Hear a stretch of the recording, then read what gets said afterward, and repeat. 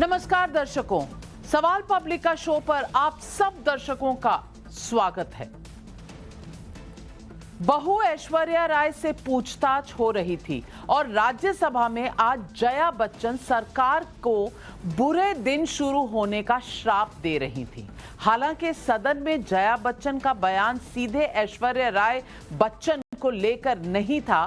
फिर क्या हुआ ये बताऊंगी।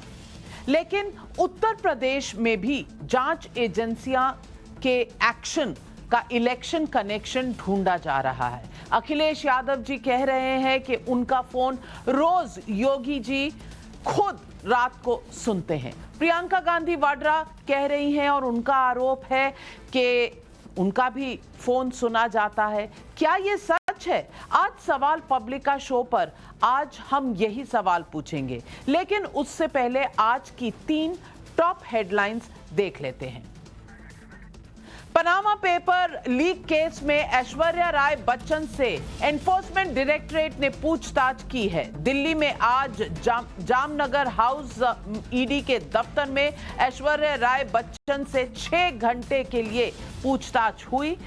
ये पूछताछ शेल कंपनियों के जरिए टैक्स छिपाने से संबंधित है। सूत्रों के मुताबिक ऐश्वर्या राय बच्चन से करीब 10 सवाल एनफोर्समेंट डायरेक्टरेट ने पूछे हैं और उनके जवाब मांगे हैं। दूसरी बड़ी खबर आज की, ओमिक्रॉन वेरिएंट के खतरे पर आज दिल्ली में काफी हाई लेवल की बैठक हुई। बैठक के बाद अरविंद केजरीवाल ने बूस्टर डोज के लिए ग्रीन सिग्नल की मांग की है। वहीं भारत बायोटेक ने बूस्टर डोज के लिए क्लिनिकल ट्रायल की मंजूरी मांगी है। थर्ड वेव की आशंका के बीच आज हेल्थ मिनिस्टर मनसुख मांडविया ने संसद में कहा है कि सरकार की तैयारी कंप्लीट है। देश में 58% यानी 58% लोगों को वैक्सीनेशन की दोनों डोज और 88% को सिंगल डोज लग चुके हैं। ये जानकारी आज हेल्थ मिनिस्टर ने पार्लियामेंट को दी। पंजाब के गोल्डन टेंपल बेअदबी केस में एसआईटी की रिपोर्ट से पहले एसजीपीसी शिरोमणि गुरुद्वारा प्रबंधक कमेटी ने एक अपनी एसआईटी भी गठित कर दी है और उन्होंने ये ऐलान किया है। आज एसजीपीसी ने बेअदबी केस में फांसी की मांग की है। दूसरी तरफ से इस मामले में पंजाब में राजनीति हो रही है। कपूरथला मामले में पुलिस ने साफ कर दिया है कि यहां मामला चोरी का था, बेअदबी का था ही नहीं, और इस बात पर मामला तूल पकड़ता जा रहा है।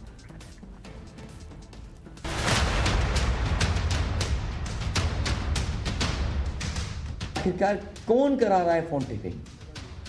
इनका भी फोन टेप हो रहा है। आप जो करोगे वो सब सुना जा रहा है। इसके बजाय ये सरकार लोगों के फोन टैप करने के लिए बैठी हुई है। मतलब आप समझ सकते हैं कि अपना काम करने के बजाय कमरे में बैठ के आप विपक्ष के दलों के फोन सुन रहे हैं। अब आप बताइए। देखिए, आपके बुरे दिन बहुत जल्द आने वाले हैं।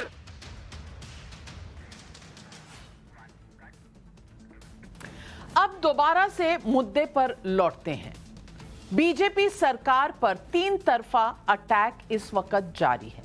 अखिलेश यादव का आरोप है कि फोन टैपिंग और चुनावी मौसम में इनकम टैक्स रेड का है, तो प्रियंका गांधी वाड्रा का मुद्दा फोन टैपिंग का है। ऐश्वर्या राय बच्चन से ईडी की पूछताछ का चुनावी कनेक्शन निकाला जा रहा है। एक बार तीनों के आरोप सुन लीजिए। आखिरकार कौन करा रहा है फोन टेपिंग? इनका भी फोन टेप हो रहा है। आप जो करोगे वो सब सुना जा रहा है।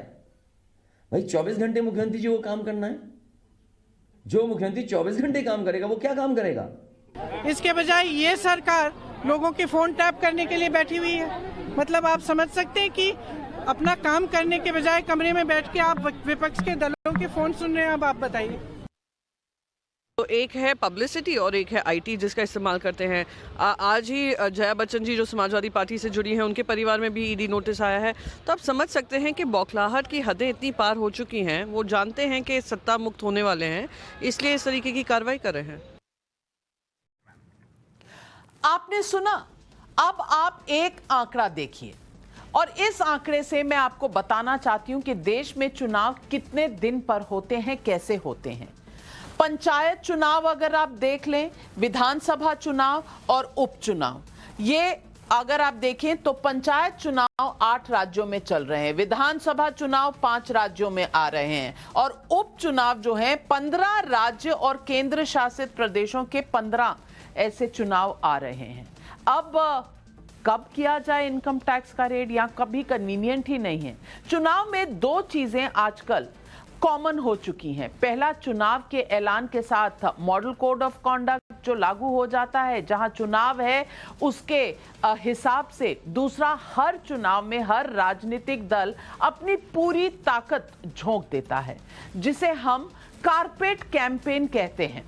अब उसी बीच ईडी, आईटी और दूसरी एजेंसियां एक्शन लेती हैं तो तुरंत सबके दिमाग में यही आता है कि चुनाव है इसीलिए एक्शन हो रहा है। कई बार ऐसा होता नजर भी आता है, लेकिन हिंदुस्तान जैसे देश में जांच एजेंसियां करें तो क्या करें। खैर, अब मैं आगे की बात बताती हूं। ये जांच एजेंसियां रोजाना किस तरह से काम करती हैं। अगर आप ये नंबर देखें तो एनफोर्समेंट डायरेक्टरेट के अगर आप टोटल समन्स देखें तो एवरेज एक दिन में 30 समन जारी होते हैं। ये इनके केस पेंडिंग हैं। सीबीआई में अगर आप देखें तो करीब 10,000 केस इस वक्त पेंडिंग हैं। तो क्या सीबीआई ताला लगा दे? और इनकम टैक्स हर दिन 35 के करीब रेड करती है, अगर एवरेज लिया जाए जितने उन्होंने रेड किए हैं एक साल में। तो अगर ये सब ना हो तो एजेंसियां हमने रखी क्यों हैं? और ये जो जितना सच है उतना एजेंसियों पर राजनीतिक दबाव में एक्शन लेना आरोप वैसे शुरू हो जाता है। अब अगर आपको ये डेटा देखना है तो मैं इसको कंपेयर कर देती हूं पिछली सरकार से, जो यूपीए की सरकार थी। अब यूपीए के सरकार में फोन टैपिंग के कितने ऐसे इंसिडेंट्स हुए, फोन टैपिंग के ऑर्डर, और ये बताया गया था कि 9,000 एक महीने में फोन टैपिंग के ऑर्डर दिए जाते हैं। ये पार्लियामेंट में भी उठा था सवाल। एक महीने में 9,000 फोन टैप होते हैं, 500 ईमेल से ऑर्डर जाते हैं। ऐसा इस पर पूर्व प्रधानमंत्री मनमोहन सिंह ने एक टिप्पणी भी की थी कि ये नेशनल सिक्योरिटी के लिए किए जाते हैं। तो ये तो है यूपीए का रिकॉर्ड। 2013 में एक आरटीआई के हवाले से ये फिगर्स बाहर निकले थे। और सिर्फ फोन टैपिंग की ही बात नहीं है, जांच एजेंसियां पर राजनीतिक दबाव में काम करने का आरोप कैसे पहले सरकारों पर लगा था, आप वो भी देख लीजिए। अब रिकॉर्ड बताता है कि 2002 में प्रधानमंत्री जो आज हैं वो तब मुख्यमंत्री थे, नरेंद्र मोदी पर गोधरा मामले में सुनवाई हुई थी। कई दिनों तक 9-9 घंटे की पूछताछ हुई थी। आर.के. राघवन की एसआईटी थी और उसमें वो जाते थे, तब तो किसी को कोई पीड़ा नहीं हुई थी। और 2007 में किसकी सरकार थी? कांग्रेस लेड यूपीए था। और उस वक्त 2007 में डिस्प्रपोर्शनेट एसेट्स यानी कि आय से अधिक संपत्ति का मामला मुलायम सिंह यादव पे लगा था। तब ये राजनीतिक नहीं था, आज राजनीतिक हो गया। और अगर आपको बताया जाए मायावती पे, तो मायावती में 2004 में ताज कॉरिडोर केस लगा, सीबीआई का केस 2008 में लगा और 2012 में वो सुप्रीम कोर्ट गई थी और स्टे लेकर आई थी। तो तब भी यूपीए की सरकार थी।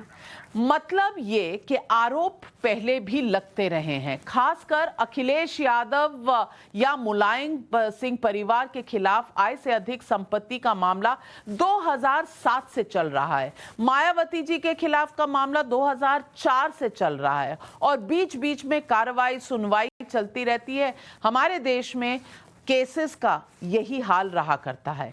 अखिलेश के करीबियों पर फिर से एक्शन हुए तो मामला सीधे यूपी चुनाव से इस बार जुड़ गया, क्योंकि चुनाव अब हाल ही में कुछ महीनों में होने वाला है।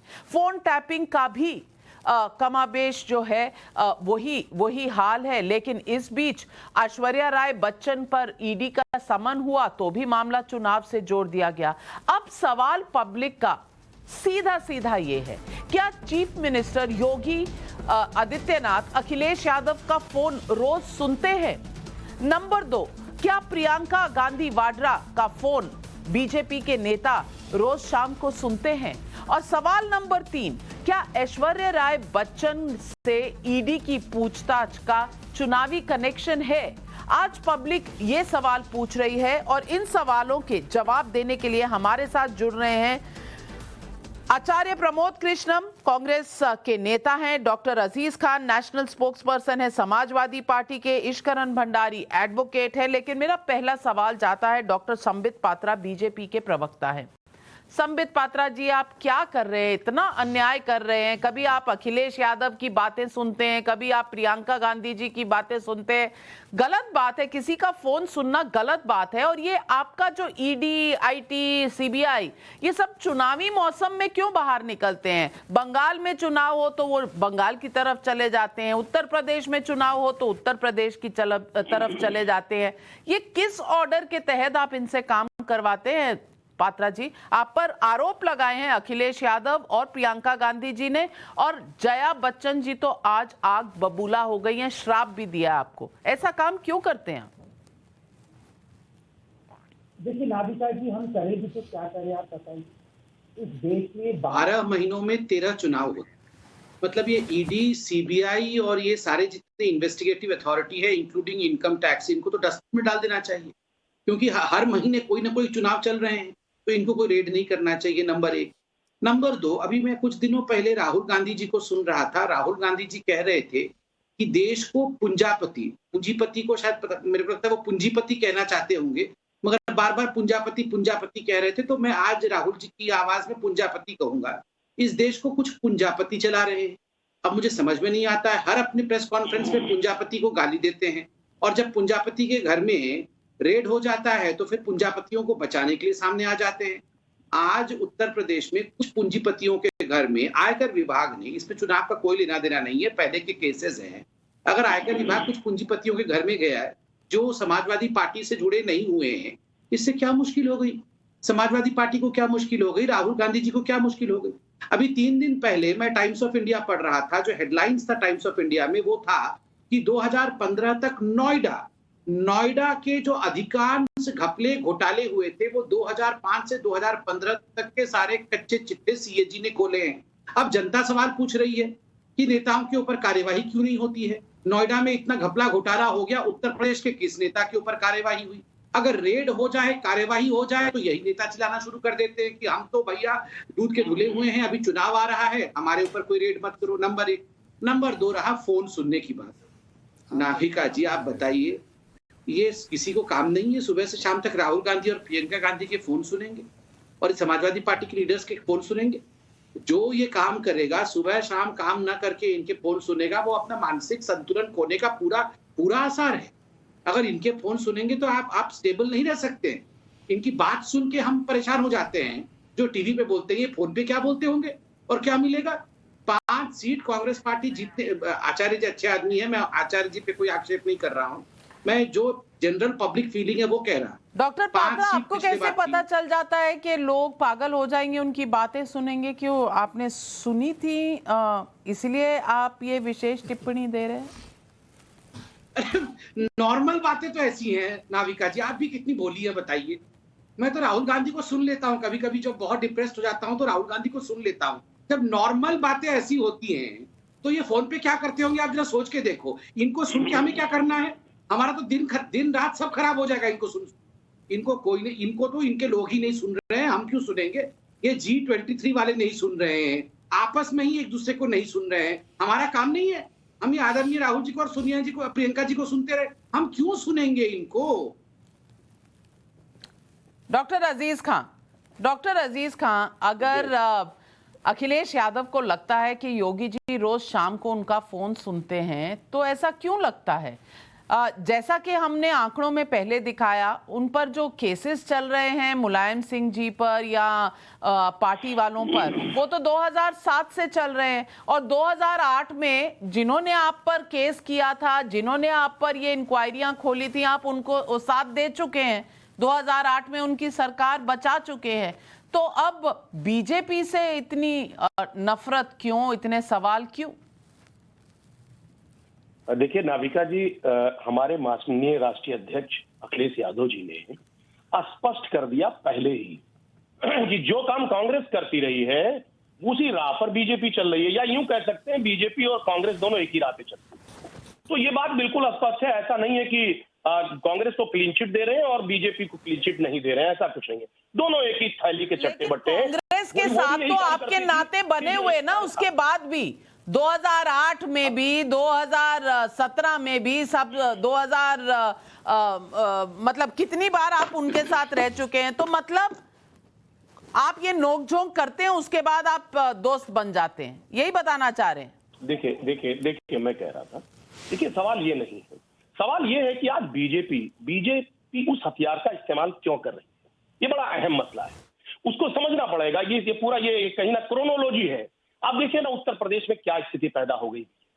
देखिए माननीय योगी जी जो है वो अनुपयोगी हो चुके हैं, जैसा कि पूरे प्रदेश में लोग कह रहे हैं, और उनके पास अब उनको एहसास हो रहा है कि साहब उनके हाथ से यानी ये उत्तर प्रदेश खिसक रहा है। आज जमीन जो है वो पैर के नीचे से खिसक चुकी है, कहीं ना कहीं घबराहट है। अब घबराहट में आदमी क्या करेगा भाई, काम तो 5 साल किया नहीं। अगर यही काम माननीय मोदी जी पहले से डायरेक्शन दे देते योगी जी को कि भाई ठीक से काम करो, नौकरी दो, महंगाई कम हो, कानून व्यवस्था दुरुस्त हो, सारी चीजें अगर ठीक हो जाती तो शायद जो आज स्थिति है, ये जो ईडी और सीबीआई और दुनिया भर का ये जितनी भी एजेंसीज हैं, इनका जो इस्तेमाल करना पड़ रहा है, शायद इसका इस्तेमाल नहीं होता। और अगर ये इस्तेमाल कर रहे हैं तो कहीं ना कहीं एक बड़ी घबराहट है कि जनता में इसका एक संदेश है। बहुत इंपॉर्टेंट बात कह रहा हूं। और ये उत्तर प्रदेश की स्थिति नहीं है, ये पूरे देश की स्थिति है। आप खुद इतने बड़ी पत्रकार है, आपने देखा भाई, आप तमिलनाडु में देखें स्टालिन के साथ क्या हुआ, उनकी बेटी के साथ वहां पर ये स्थिति पैदा हुई। आप देखें कि शरद पवार महाराष्ट्र में क्या स्थिति रही कि ईडी का किस तरीके से ईडी ने प्रताड़ित किया, ये भी आपको पता है। अजीत पवार जिस तरीके से उनके ऊपर पहले प्रताड़ना की गई और जैसे ही वो शपथ ग्रहण कर लेते हैं, करने की कोशिश करते करते सब डिटर्जेंट में उधुल जाते हैं बीजेपी के। सवाल इस बात का है कि आज एक केस नहीं है नया। आप पश्चिम बंगाल में देखें ना, आप जिस तरीके से दीदी के भतीजे भांजे जितने लोगों को जिस तरीके से प्रताड़ित किया गया, उनके बहुत सारे नजदीकी रहे, पार्थ बनर्जी, मदन मिश्रा और तमाम तरीके के लोग, उनको प्रताड़ित किया गया। तो जब इस तरीके का खौफ पैदा करने की कोशिश बीजेपी करती है तो उसका मकसद सिर्फ ये होता है कि वो वहां पर कमजोर है, और उसका रिजल्ट भी दिखा। आपने देखा पश्चिम बंगाल में क्या रिजल्ट आया, महाराष्ट्र में क्या रिजल्ट आया, मध्य प्रदेश, छत्तीसगढ़, राजस्थान में क्या रिजल्ट आया। अशोक गहलोत जी को भी उनके करीबियों को किस तरीके से प्रताड़ित किया गया। एक बात आप जानिए, बीजेपी को, और संबित पात्रा जी बहुत सब इंसान है, मैं इनको सलाह देना चाहूंगा, इस तरीके की गतिविधि करने से आपके खिलाफ एक निगेटिव कैंपेन पैदा होता है, कहीं ना कहीं जनता में रोष पैदा होता है, और जनता जो विपक्षी पार्टी है जिसको आप डराने की कोशिश करते हैं, उसकी तरफ उसकी हमदर्दी जाती है। मैं कहना चाह रहा हूं, नहीं तो आप कहना चाह रहे हैं कि किसी के पास छुपाने के लिए कुछ है नहीं, यूं ही XYZ को उठा के ये एजेंसियां प्रताड़ित करती हैं। ईश्वरन भंडारी, मैं आपसे पूछना चाह रही हूं कि क्या एजेंसी, क्या कोई भी एजेंसी बिना किसी सबूत के, बिना किसी एविडेंस के, बिना किसी प्राइमा फेसी एविडेंस के किसी को बुला सकती है, प्रताड़ित कर सकती है? क्या ये इनका पास टाइम है या इसके लिए कोई लीगल वजह होती है जिसलिए किया? अब बंगाल में काफी वहां पर स्कैम्स हुए हैं, कभी रोज वैली स्कैम, कभी ये स्कैम, कभी वो स्कैम। तो क्या अगर किसी के कोई भी कनेक्शंस हो पॉलिटिकल, तो आप उन्हें बुला नहीं सकते क्योंकि कभी वहां म्यूनिसिपल इलेक्शन होंगे, कभी पंचायत होंगे, कभी विधानसभा चुनाव होंगे, कभी लोकसभा चुनाव होंगे। ये किस तरफ पलड़ा ज्यादा भारी है? नाविका जी, पहले तो हमें फैक्चुअली बात करनी चाहिए, पॉलिटिकल आरोप प्रति आरोप चलते रहेंगे। पनामा पेपर जो लीक हुआ है, ये इंटरनेशनल मीडिया का लीक किया गया था। उसके बाद इसमें जो नाम आए हैं, 2 लाख से ज्यादा एंटिटीज के नाम आए हैं।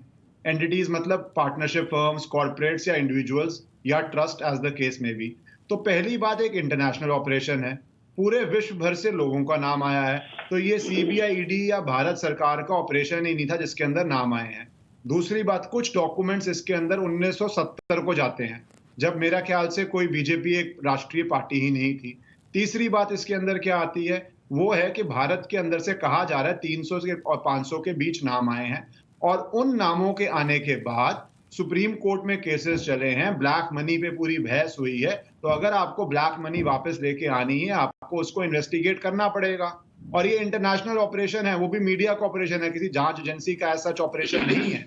तो जब ये उसके तहत आपको इन्वेस्टिगेट करना है, तो पहली चीज क्या होती है इन्वेस्टिगेट करने की? किसी का नाम ऐसे आया, आप उसको समन भेजते हैं, आके बोलते हैं आप आके अपनी बात बताइए। हो सकता है उसके बाद वो इंटेरोगेट करें, या आपके अगेंस्ट लुकआउट नोटिस भेजें, या आपके अगेंस्ट एफआईआर दर्ज करें। समन तो एक बेसिक चीज है। अगर इंटरनेशनल लीग में आपका नाम आया, कोई भी जांच एजेंसी करेगी, अगर नहीं करेगी तो फिर विपक्ष सवाल उठाएगा कि इंटरनेशनल स्कैम हो गया है, हर जगह नाम आ गया है, आप समन तक नहीं कर रहे हैं। और यहां पे कहा जा रहा है 2-3 बारी पहले समन जा चुका था। तो हमें फैक्चुअली पहले बात करनी चाहिए। अगर किसी का नाम इंटरनेशनल ऑपरेशन में फॉरेन अकाउंट्स होने के लिए, डायरेक्टर होने के लिए आएगा, आप उसको समन नहीं करेंगे या करेंगे? पहली बात, नहीं करेंगे तो सबसे ज्यादा बात यही आएगी आप बचा रहे हैं। अब आ जाते हैं दूसरी बात, फोन टैपिंग पे।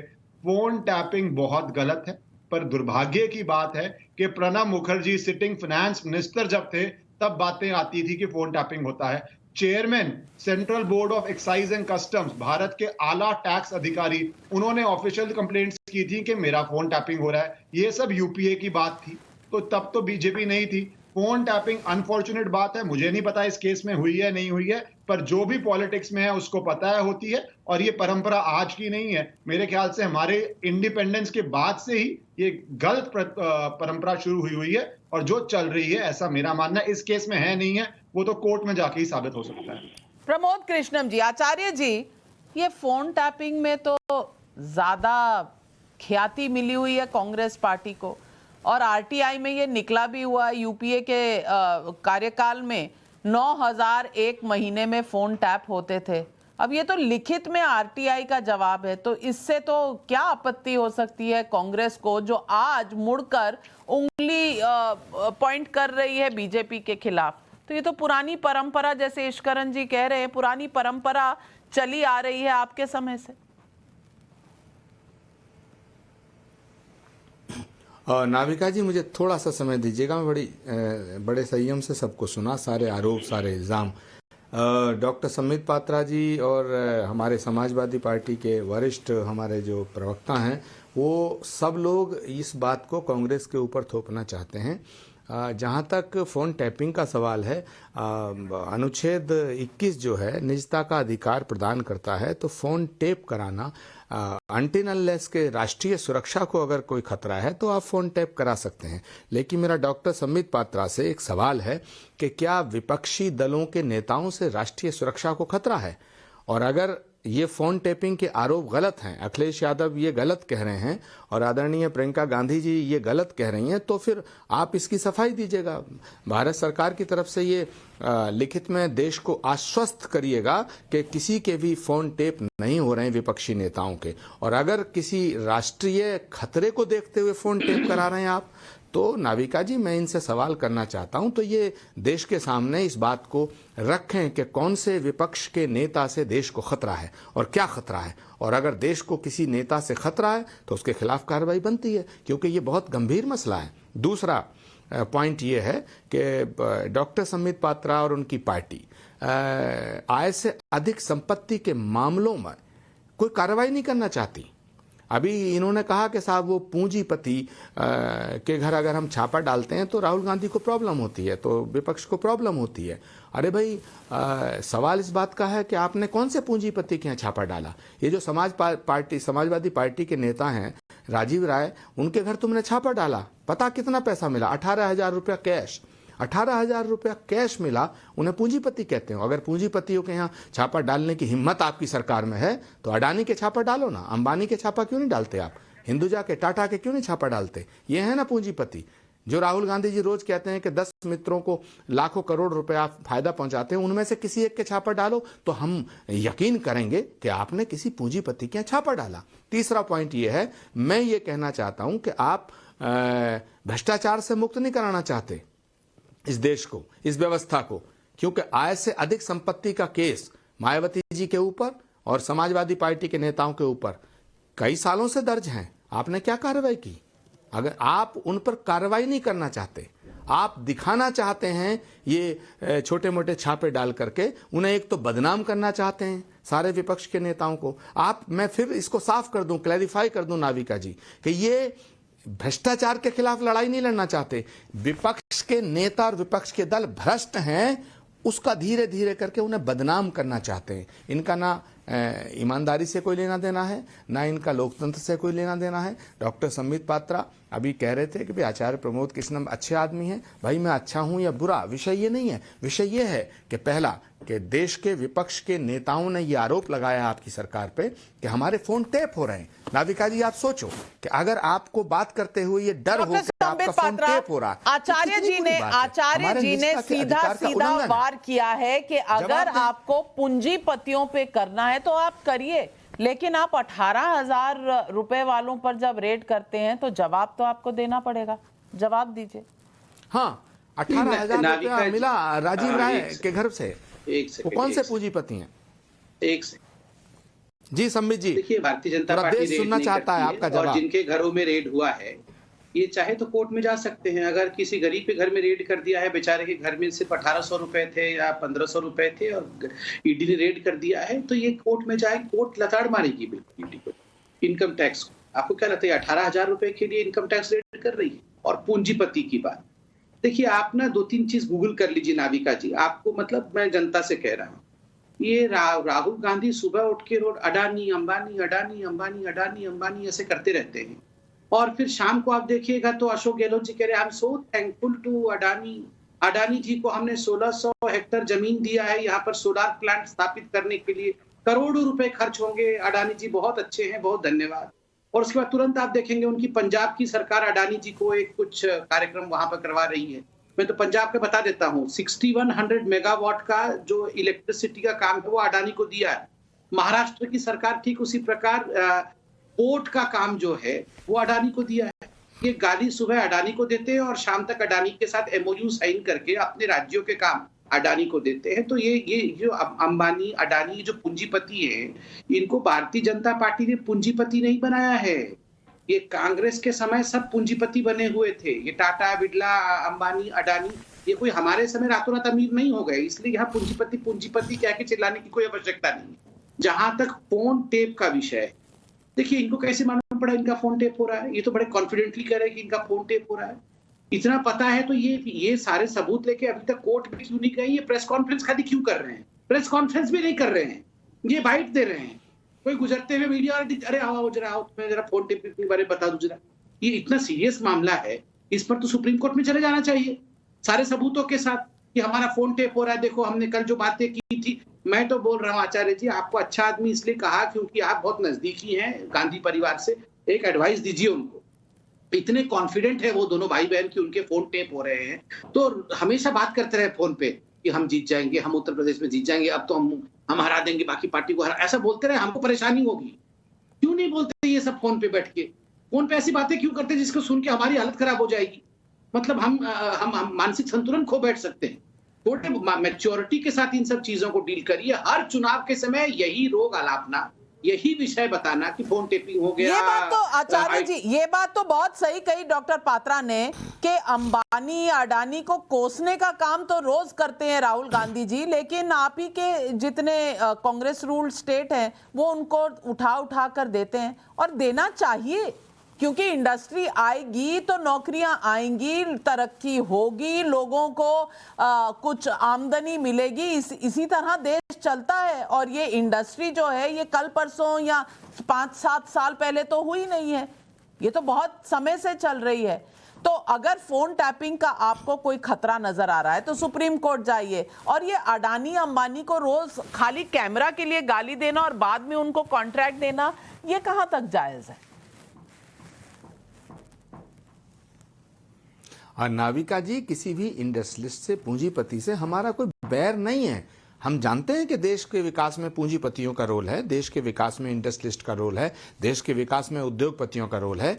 सवाल ये नहीं है, सवाल ये है कि डॉक्टर संबित पात्रा ने ये कहा कि भाई हम तो पूंजीपतियों के यहाँ अगर छापा मारते हैं तो कांग्रेस को प्रॉब्लम होती है और वैसे रोज पूंजीपतियों को आप लोग क्रिटिसाइज करते हैं। सवाल इस बात का है, मैंने ये कहा कि भाई कौन से पूंजीपति के यहाँ आपने छापा मारा, आप एक का तो नाम बताओ ना, कौन से पूंजीपति के छापा मारा। दूसरी बात, मैंने ये सवाल किया, उसका जवाब डॉक्टर पात्रा ने नहीं दिया। मैंने ये कहा कि अगर आय से अधिक संपत्ति का केस मायावती जी के खिलाफ दर्ज है, आपने कौन सी कार्रवाई की? 7 साल से आपकी सरकार है। अगर समाजवादी पार्टी के नेताओं के खिलाफ आय से अधिक संपत्ति का सीबीआई का केस दर्ज है, ईडी का केस दर्ज है, आपने कार्रवाई कहां की? करिए ना कार्रवाई करके देश के सामने पर्दाफाश करिएगा। मुझे लगता है ये सब नूरा कुश्ती हो रही है और समाजवादी पार्टी के आदरणीय प्रवक्ता खान साहब से मैं गुजारिश करना चाहता हूं कि कांग्रेस पार्टी जो काम करती थी वही बीजेपी कर रही है। आप सब मिलकर बीजेपी से मिलकर कांग्रेस को निशाने पर लाना चाहते हो। कांग्रेस वो पार्टी है जिसने हमेशा मुलायम सिंह जी की सरकार बनाने में, कांग्रेस ने रीजनल पार्टियों को मदद करने में, ताकत देने में पूरी ताकत झोंकी और तमाम राज्यों के अंदर रीजनल पार्टीज को ताकत दी है कांग्रेस पार्टी ने। और कांग्रेस पार्टी तो डॉक्टर अजीज खान आचार्य जी का कहना है दोस्त ना रहा, बावजूद अजीज खान साहब दोस्त ना रहा, आज आप दुश्मनों के साथ दोस्तों पर भी अपनी बंदूक खींच रहे हैं, ये अच्छी बात नहीं है। कल तक आप बीजेपी को गाली देते थे, निशाने पर लेते थे, वहां तक तो सही है, लेकिन अब आप कांग्रेस को भी अगर इस तरह से करेंगे, जबकि कांग्रेस को आपने कांग्रेस को और कांग्रेस ने आपको, दोनों को आपने मिल बैठकर खूब मलाइयां खाई हैं, तो आज किस बात का बैर?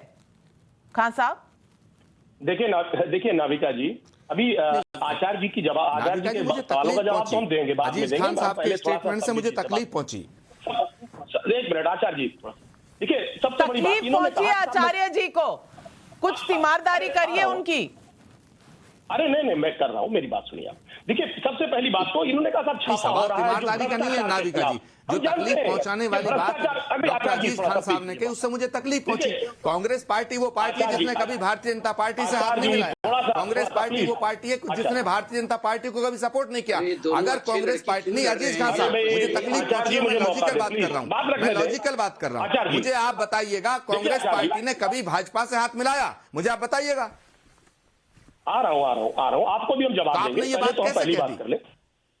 नहीं, बात कह दी भी बात करते। देखिए सबसे पहली बात तो मैं कहना चाहूंगा कि देखिए इन्होंने कहा था भ्रष्टाचार पे हम लगाम लगाना चाहते, बिल्कुल लगाम लगाना चाहते। ये देखिए ये किस पे लगाम लगाना चाहते? कोरोना काल में सोनू सूद जब बाकायदे कोरोना के लोग जो पीड़ित थे, प्रताड़ित थे, उनकी जब मदद करते हैं तो ये उनके यहाँ रेड मारते हैं। अब देखिए ना, और जो कहता है कि साहब देश की आजादी भीख में मिली है, उसको पद्म विभूषण देते। पहली बात, ये किस पर रेड करते हैं? जो इनके खिलाफ समाचार दिखाता, जो सच्चाई को बयान करता है, चाहे वो भारत समाचार हो, चाहे न्यूज क्लिक हो, चाहे न्यूज लॉन्ड्री हो, चाहे दैनिक भास्कर हो। जब वो कोरोना में जो लोग मरे हैं, जिनकी लाशें दफनाई नहीं जा सकी हैं, जब उनके बारे में ये टिप्पणी होती है, बताई जाती है देश के खिलाफ, देश में बताई जाती है, तो ऐसे लोगों पे कहीं ना कहीं रेड होता है। एक बात आपको बताना चाहता हूं। मैं दूसरी बात कहना चाह रहा था, अभी आचार्य जी ने सवाल किया कि साहब अडानी अंबानी पे आखिर रेड क्यों नहीं, आखिर वहां रेड क्यों नहीं? मैं जानना चाहता हूं। मेरा सवाल है कि अभी मुद्रा बंदरगाह पे 3000 किलोग्राम हीरोइन पकड़ी गई, और आप देखिए डेक्कन क्रॉनिकल अखबार के मुताबिक उसमें छपा कि 24,000 किलोग्राम हीरोइन जो है वो गुजरात से पूरे देश में सप्लाई हो रहा है। पूरे देश में कहीं ना कहीं नशे में लोगों को लिफ्ट किया जा रहा है। आखिर ऐसे लोगों के खिलाफ छापा क्यों नहीं पड़ रहा है? मैं जानना चाहता हूं संबित पात्रा जी से कि कुंभ में सैकड़ों करोड़ रुपए का घोटाला हुआ और आज उस पे अधिकारियों को और उसके संबंधित मंत्रियों को 2.5 साल का वक्त दिया गया। आखिर उन पे पूछताछ क्यों नहीं? वहां पर छापा क्यों नहीं? मैं जानना चाहता हूं कि 32 ट्रैक्टर खरीदने के जो लिए गए करोड़ों रुपए उस पर दर्ज किया गया, ये कैट की सीएजी की रिपोर्ट है। अब देखिए 10 ड्रोन खरीदा गया, एक ड्रोन की कीमत 32 लाख रुपए, सीएजी कह रहा है। अब उस पर आखिर उस पर जांच कब करेंगे आप? मैं बीजेपी के फंडिंग की बात करना चाहूंगा कि 19 और 20 में पॉलिटिकल फंडिंग जो हुआ है वो 4,758 करोड़ रुपए हुआ है, जिसमें अज्ञात फंडिंग जो हुआ है वो 3,377 करोड़ रुपए हुआ है। अज्ञात फंडिंग हुआ तो दर्द यहाँ हो रही है, जहां फंडिंग का मामला आता है वहां दर्द शुरू हो जाती है विपक्ष को। मैं इसका जवाब डॉक्टर पात्रा से मांगूंगी, लेकिन ट्विटर के जरिए पब्लिक सवाल पूछ रही है और अनूप कुमार जी ट्विटर के जरिए सवाल पूछ रहे हैं कि लाल टोपी वाले टैक्स चोरी करने के बाद भी ज्ञान दे रहे हैं। मैं यूपी से हूं, हम लोगों ने इनका शासन देखा है, हम बताएंगे इन्हें वोटिंग के दौरान कि समाजवादी पार्टी क्या है। यह अनूप कुमार जी का कहना है। डॉक्टर अजीज खान, पब्लिक जो है ये सब जानती है और पब्लिक का ये जब कमेंट आता है तो कहीं ना कहीं इंट्रोस्पेक्शन की जरूरत है। और दूसरी बात डॉक्टर पात्रा आपसे कहूंगी, क्योंकि राकेश मिश्रा जी का सवाल है और वो पूछ रहे हैं क्या कुछ ऐसी चीजें हैं जो बिना चुनाव आए भी हो तो जनता का भरोसा लंबे समय तक जीता जा सकता है। ये तो सच है कि इलेक्शन के समय एक्शन दिखने लगता है, सरकार चाहे जिसकी भी हो। डॉक्टर पात्रा, निशाना आप पर भी है पब्लिक का। नहीं, मिश्रा जी ने बिल्कुल सही सवाल पूछा है। क्या कुछ ऐसी चीजें हैं जो बिना चुनाव आए भी हो ताकि लोगों का विश्वास जीता जा सके? है ना, उज्ज्वला गैस योजना है, सड़कों का एक पूरा जाल बिछाना है, जिस प्रकार से उजाला के माध्यम से घर घर तक बिजली पहुंचाना है, जिस प्रकार से 80 करोड़ जनता तक राशन, मुफ्त राशन कोरोना के समय पहुंचाने का है, 135 करोड़ से अधिक लोगों को वैक्सीन करने का, वैक्सीनेशन देने का काम है। ये सारे जो काम हुए हैं ये चुनाव को दृष्टिकोण में रखते हुए नहीं, विकास को दृष्टिकोण में रखते हुए। भैया जी वो टैपिंग की बात पूछ रहे हैं, आईटी रेड्स की बात पूछ रहे हैं। सड़कें तो बनाना काम है ही, लेकिन ये आईटी का जो है और छापेमारी और ये सब, ये चुनाव के समय क्यों होता है? बंगाल में भी ऐसा ही हुआ था, अब उत्तर प्रदेश में हो रहा है। जनता है, सब जानती है। देखिए नाविका जी, रेड तो हमेशा पड़ते रहते और ये जो प्रक्रिया है ये निरंतर चलते रहता है। इसकी खबर तब बनती है, इसका समाचार तब सामने आता है जब वो चुनावी प्रदेश होता है। आप देखिए, अगर उत्तर प्रदेश में यही रेड, ऐसा नहीं पहली बार हुआ है। मुझे लगता है कहीं ना कहीं आपने रेडिंग वाली जो आपकी पूरी टोली है उसमें जीपीएस दे रखा है और उसमें फीड कर देते हैं कि जहां चुनाव है वहां की तरफ निकल लो। शायद जनता यही कहना चाहती है। पब्लिक के दो और सवाल है वीडियो के जरिए, पहले पब्लिक के सवाल सुन लेते हैं और फिर मैं आचार्य जी आप पर आऊं।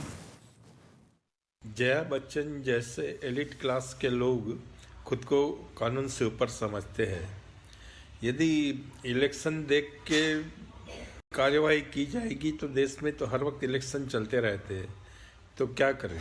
जया जी बताएं कि ऐश्वर्या जी से पूछताछ क्यों नहीं की जा सकती?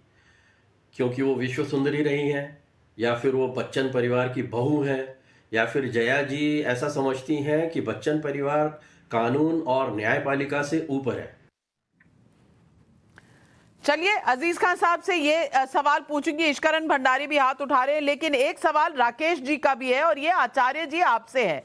आखिर फोन टैपिंग से आप और आपके नेता ज्यादा डरे सहमे क्यों हैं? आखिर क्या बात करते हैं जो आपको डर होता है जो मेरा फोन टैपिंग से लीक ना हो जाए? देश जानना चाहता है कांग्रेस को फोन टैपिंग से आपत्ति क्यों है। आचार्य जी जवाब देना चाहेंगे राकेश जी को? नाविका जी बिल्कुल आपत्ति नहीं है। फोन टेप करिएगा, खुलेआम करिएगा, बोल के करिएगा ना कि हम फोन टेप कर रहे हैं। पाखंड क्यों करते हैं? हम सवाल कर रहे हैं निजता के अधिकार पर। अनुच्छेद 21 संविधान में यह अधिकार देता है कि हम किसी से बात करें। मान लो मैं आपसे बात कर रहा हूं, आप मुझसे बात कर रही हैं, तो जब 9,000 महीने के जो टैप कर रही थी यूपीए की सरकार, तब प्रिवेसी का ध्यान नहीं आया था? तब वो जो जनता थी या विपक्ष के नेता थे, तब उन पर आपको बिल्कुल कोई तरस, कोई दया नहीं आई थी? नहीं, सवाल दया का है नहीं, सवाल क्षमा का नहीं है, सवाल दया का नहीं है। सवाल इस बात का है, सवाल है अनुच्छेद 21 के अधिकार का, नंबर 1। नंबर 2, अगर कोई भी सरकार, वो हमारी सरकार हो या बीजेपी की सरकार हो या कोई तीसरी सरकार हो, अगर वो भारत के नागरिकों का फोन टेप करती है, विपक्ष के नेताओं का फोन टेप करती है, चोरी से करती है, तो ये पाप है, ये गुनाह है और ये संविधान के खिलाफ है, ये डेमोक्रेसी के खिलाफ है। सवाल इस बात का है, डेमोक्रेटिक राइट जो हमें प्रदान किए गए भारत के कॉन्स्टिट्यूशन के द्वारा, ये उसका उल्लंघन है। अगर सरकार चाहती है किसी का भी फोन टेप करना तो कर सकती है, सरकार के पास अधिकार भी है और सरकार के पास ताकत भी है, कौन रोक सकता है? लेकिन बात गलत है, गलत को गलत ना कहें, तो ये बात ठीक नहीं होगी। अगर ईश्वरन भंडारी जी, डॉक्टर पात्रा आपके पास आ रही हूं, पर ईश्वरन भंडारी जी, ये जो आर्टिकल 21 है ये सिर्फ तब याद आता है जब इन पर टैपिंग होती है, जब ये करते हैं दूसरों पर टैपिंग, तब आर्टिकल 21 कहां चला जाता है? नाविका जी, पहले दो बातें। आचार्य जी ने कहा कि क्या ये नेता देश को खतरा है और देश को पूरा अधिकार होता कि वो उसका विरोध करे, लेकिन अगर किसी विपक्ष ने विरोध नहीं किया तो ये उनकी गलती है। नहीं, ये सिर्फ देश के खतरे के लिए कर दूं। आर्टिकल 21 बिल्कुल आपको भी उतना ही अधिकार है, मुझे भी उतना अधिकार है। मैंने एक पूरे देश के परिप्रेक्ष्य में ये बात रखी है, डेमोक्रेटिक सिस्टम के परिप्रेक्ष्य में बात रखी है। भारत एक संवैधानिक व्यवस्था के तहत चलता है, भारत तानाशाही देश नहीं है। अगर डेमोक्रेटिक राइट है हमें, उसका उल्लंघन करने का अधिकार सरकार को नहीं है। अगर किसी पहली सरकार ने भी फोन टेप किए हैं तो उस पर सवाल पूछने का अधिकार पूरा आपका है, आप पूछ सकते हैं। पहले भी पूछने का अधिकार था, आज भी पूछने का अधिकार है। ठीक है नाविका जी, आचार्य जी ने कहा क्या ये नेता देश को खतरा है और देश को खतरे के लिए फोन टैपिंग हो सकता है? ऐसा नहीं है। आर्टिकल 21 के बाद जजमेंट्स है सुप्रीम कोर्ट की, 10 एजेंसीज हैं जो फोन टैपिंग कर सकती हैं। उसमें सीबीआई है जो करप्शन देखता है, डायरेक्टरेट ऑफ रेवेन्यू इंटेलिजेंस है, central board of direct taxation है। तो टैक्स चोरी के लिए भी फोन टैपिंग होता है और वो कानूनन है, और आर्टिकल 21 के अंदर ही ये एक्सेप्शंस होते हैं कि प्रोसीजर बाय लॉ है। तो अगर प्रोसीजर किया जाए तो किसी का भी कर सकते हैं, और टैक्स चोरी के लिए भी कर सकते हैं। देश को खतरे के लिए या कॉन्स्पिरेसी अगेंस्ट इंडिया के लिए ही सिर्फ फोन टैपिंग नहीं होती, पहली बात। और दूसरी बात हम जब यहाँ पे कर रहे हैं, मैंने वही कहा, यहाँ पे तो आर्टिकल्स पढ़ रहा हूं मैं टाइम्स ऑफ इंडिया के ही, कि सेंट्रल बोर्ड ऑफ एक्साइज और कस्टम्स यूपीए के अंदर कह रहे थे डीआरआई को कि भैया मेरा फोन टैपिंग हो रही है, मुझे इतने बड़े बड़े फैसले करने होते हैं, उद्योगपतियों के अगेंस्ट फैसले करने होते हैं, और मुझे लग रहा है कि मेरा ही फोन टैप हो रहा है। तो जब अगर आप मूल की बात करते हैं तो बिना ऑर्डर के कोई फोन टैपिंग भी गलत है। इस केस में साबित नहीं हुआ, पहली बात तो फोन टैपिंग हुई है या नहीं हुई है। पर जहां पे आला अधिकारी ही सरकार के अगेंस्ट कंप्लेंट करें तो ये परंपरा क्यों शुरू हुई इस देश में, इसका भी हमें डिस्कशन करना चाहिए, इसका भी जवाब देना चाहिए। बिल्कुल, ये डिबेट बिल्कुल बहुत ही रोचक होती चली जा रही है।